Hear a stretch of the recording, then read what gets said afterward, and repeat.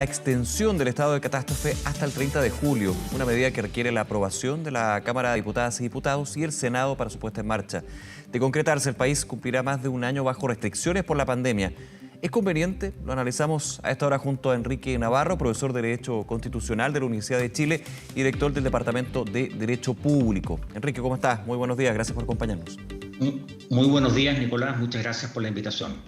A ver, cuando hablamos de estado de catástrofe y los distintos puntos que vamos a ir conversando en esta entrevista, Enrique, claro, uno ya, digamos que, no sé si lo normaliza, pero sí ya ha estado acostumbrado a que durante un año estemos en esta situación. Sin embargo, por ley, efectivamente, el Ejecutivo tiene que llegar al Congreso para visar nuevamente esta prórroga, que tiene como objetivo lo que es el control de la pandemia. ¿Cómo ha visto usted esta discusión desde lo técnico, desde lo legal y, por sobre todo, desde lo legislativo? Sí, Nicolás, lo que pasa es que el tema puede ser un poco técnico, pero es importante que la ciudadanía lo conozca. Sí. De acuerdo a la Constitución política, incluso de acuerdo a lo que expresamente fue reformado el año 2005 por el presidente Lagos en aquel entonces, los estados de excepción están muy regulados. Y en el caso específico del estado de catástrofe, por tratarse de una situación de calamidad pública, la Constitución establece que el presidente puede dictarlos a través de un decreto supremo y por un periodo de hasta 90 días, cosa que ha ocurrido y que obviamente puede prorrogar. Incluso transcurrido más de 180 días, puede el Congreso, o sea, medio año, podría el Congreso hacer presente al presidente la necesidad de no prorrogar este estado de excepción. Pero además, la Constitución política señala que si excede más allá de un año, como lo que tendríamos ahora, ¿no es cierto?, a mediados de marzo, en ese caso necesariamente el presidente de la República requiere el acuerdo del Congreso, o sea, del Senado y de la Cámara de Diputados, que en este caso lo pidió mediante un oficio para extenderlo hasta el 30 de junio de este año. Ahora, ¿qué significa esto? Que hay varias alternativas, por supuesto. La primera alternativa es que el Congreso, por mayoría, ¿no es cierto?, las dos cámaras, el Senado y la Cámara de Diputados, lo apruebe. En tal caso, se mantendrán o se pueden perfeccionar las normas que hoy día permiten eventualmente para restringir ciertos derechos fundamentales. Y esos derechos fundamentales son solo la libertad de movimiento, la libertad de reunión y la posibilidad de establecer requisiciones a bienes para, obviamente, preservar las situaciones de alimento y salud de la población. Ahora, la particularidad, y esto es algo inédito en nuestra historia de Chile, es que nosotros hemos vivido, curiosamente, siempre, lamentablemente en excepciones, catástrofes naturales, inundaciones, terremotos, etcétera, pero en este caso nos encontramos frente a un fenómeno mundial como es una pandemia en todos los países del mundo, y es cosa que uno observe el debate que se ha producido en América o en Europa, en todos los países, hay fuertes debates en relación a la procedencia o no de estas medidas restrictivas. Y la restricción de las libertades, finalmente.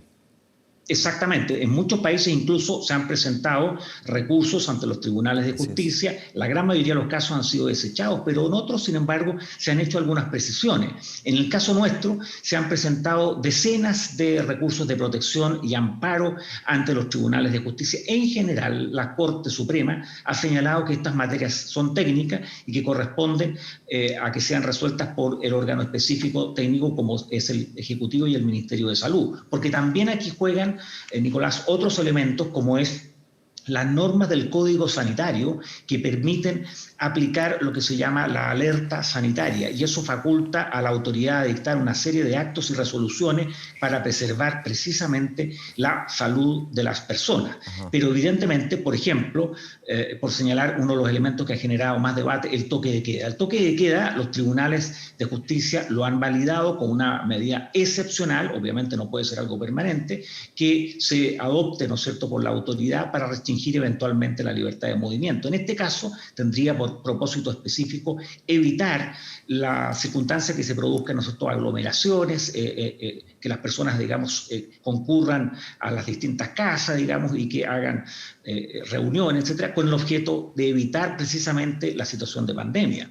Esto obviamente, claro, se hace mucho más complejo si nosotros pensamos que ya es una medida que se está extendiendo por un año. Claro.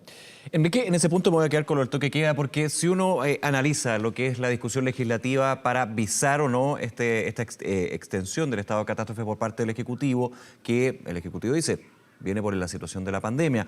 Desde el punto de vista de ese objetivo, yo he visto una mirada bastante transversal, no debería haber un gran traspié. Sí, en lo que son las herramientas del estado de catástrofe, específicamente en el toque de queda, ahí está la discusión. Usted nos decía que justamente el Congreso tiene que perfeccionar o no lo que son los elementos de este estado de catástrofe. Pienso que uno de ellos podría ser el toque de queda, que quizás es el más polémico, el más discutido en términos de la restricción de libertades. Leía por ahí y quiero despejar esa duda. ¿Es posible, sin un estado de catástrofe, tener toque de queda aludiendo a la situación de emergencia sanitaria que existe? Bueno, eventualmente podría ocurrir, porque efectivamente el estado de catástrofe tiene la posibilidad de aplicar restricciones a la libertad de movimiento. Una de esas restricciones importantes podría ser la del toque de queda, que reitero, ha sido validada. Pero también podría el Congreso Nacional manifestarle al Ejecutivo, al Presidente de la República y consecuencialmente al Ministerio, ¿no es cierto?, del Interior y de Salud, que el Congreso aprueba en el entendido que se acoten determinadas normas restrictivas o que se flexibilicen, por ejemplo, normas como la del toque de queda. Obviamente aquí hay varios bienes en juego. Está la libertad de las personas. En esto los tribunales incluso europeos han sido muy claros en cuanto a que tienen que ser normas que debieran ser proporcionales, adecuadas, necesarias y acotadas. Claro. Entonces, evidentemente, en este caso, lo que ocurre es que llevamos, evidentemente, más de un año. Entonces, es probable que entre los dos entes políticos básicos, el Presidente de la República y el Congreso Nacional, debieran acordar, consensuar, si bien efectivamente, como bien señala usted, Nicolás, hay acuerdo en cuanto a la prórroga, pero el punto es cuáles son las medidas restrictivas, y en ese sentido es muy probable que se llegue a un acuerdo, por tanto, en cuanto al alcance de los toques de queda.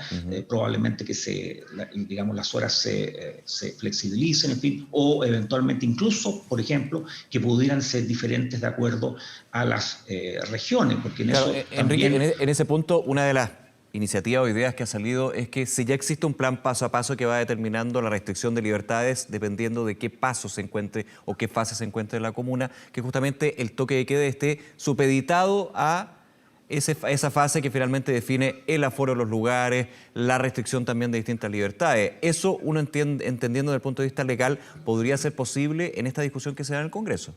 Efectivamente, podría vincularse. Ahora, obviamente, claro, la medida del toque de queda uniforme para todos es bastante más simple en teoría de aplicar y de fiscalizar, pero evidentemente que yo creo que aquí tiene que haber una conversación política del Congreso y del Ejecutivo para ver también las realidades de cada una de las distintas provincias comunas, básicamente, en las que tienen situaciones muy disímiles. Obviamente, Santiago, Valparaíso, Concepción, Temuco, por señalar algunas, que son las regiones más pobladas, allí evidentemente tiene una función probablemente muy relevante la imposición de un toque de queda, aunque debiera ser acotado. Pero por otra parte también se señala que dado el estado de avance, dado la circunstancia de que ya se ha iniciado una primera vacunación muy masiva en nuestro país, eventualmente entonces eso exigiera buscar algunos elementos de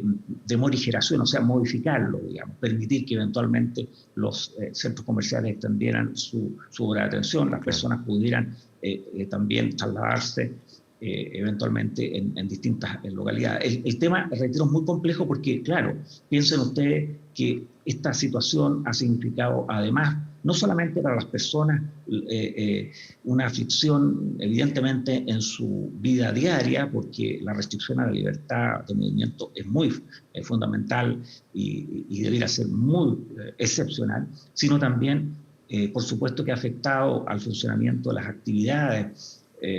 Obviamente pensemos, ¿no es cierto?, en restaurantes, bares y otro tipo de lugares que claramente han visto afectados severamente, incluso en algunos casos derechamente han ido a una situación de insolvencia.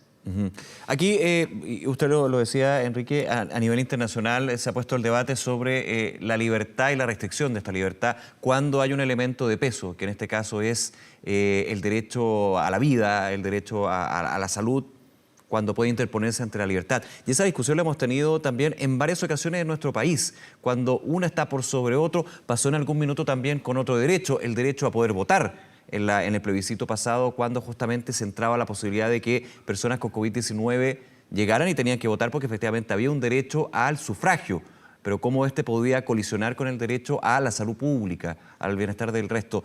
Esa colisión de derechos me imagino que también ha sido conversada, estudiada por ustedes. ¿Cómo la han visto? Y especialmente con el tema de la libertad, porque a nivel internacional hay recursos, se han presentado. Aquí han habido algunos tantos, pero no ha generado tanta, no quiero decir polémica, pero sí una discusión más profunda al respecto. Sí, efectivamente, Nicolás, en Europa han habido decisiones en los tribunales bastante importantes, ha habido mucho debate y también en algunos países incluso americanos, en Sudamérica, en los que se ha cuestionado el alcance, la amplitud, ¿no es cierto?, de estas medidas. Ahora, como bien dice usted, Nicolás, aquí hay un tema de conflicto básico, que hay un derecho esencial que es el derecho a la vida, ¿no es cierto?, a la integridad física y psíquica de las personas y a la salud. Ese es un derecho que el constituyente, el legislador, la autoridad administrativa debe evidentemente preservar. Pero ¿qué ocurre cuando ese derecho entra entonces en conflicto con otros?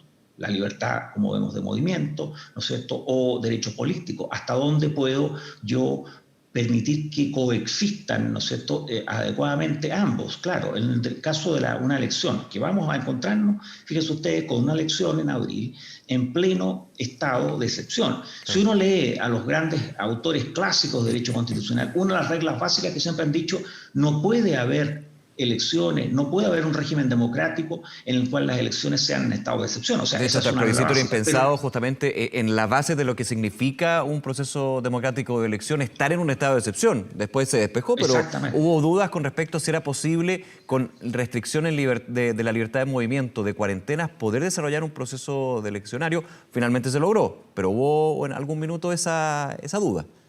Exactamente, porque no deja de ser plausible. Pensemos los electores mayores de edad, digamos, bueno, todos los que ya vamos acercándonos un poco más en la vida, digamos, vamos pensando un poco más si es que vamos a exponernos eventualmente a una situación. Entonces, evidentemente ahí hay un tema complejo. La autoridad tiene que garantizar que hayan medidas para preservar la salud y la vida de los ciudadanos, de manera que cuando vayan a sufragar, eso esté suficientemente garantizado.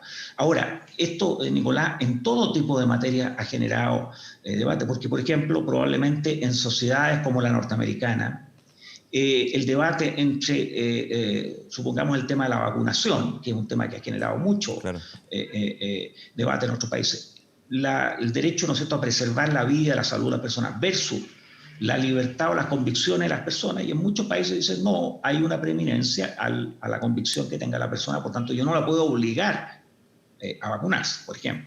Yo no la puedo obligar a efectuar actos que vayan contra sus convicciones.